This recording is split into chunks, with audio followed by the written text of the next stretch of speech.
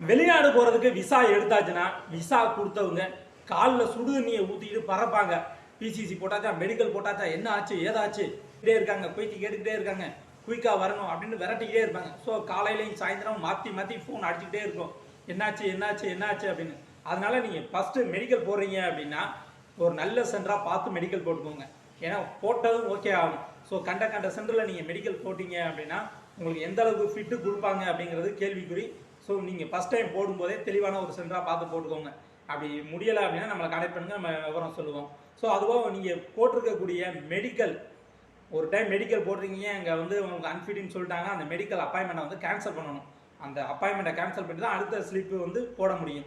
So இந்த அப்பாயின்மெண்ட்டுமே நம்ம 24 மணி நேரத்துக்குள்ளே கேன்சல் பண்ணி கொடுத்துருக்கோம். அதுக்கு வெறும் 700 ரூபா மட்டும் சார்ஜ் பண்ணுறோம்.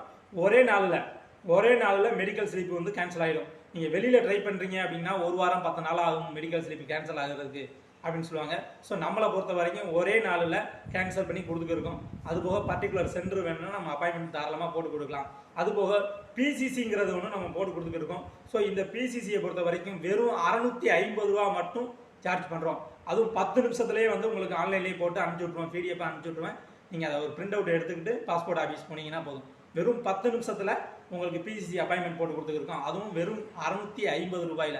யாருக்கும் தேவை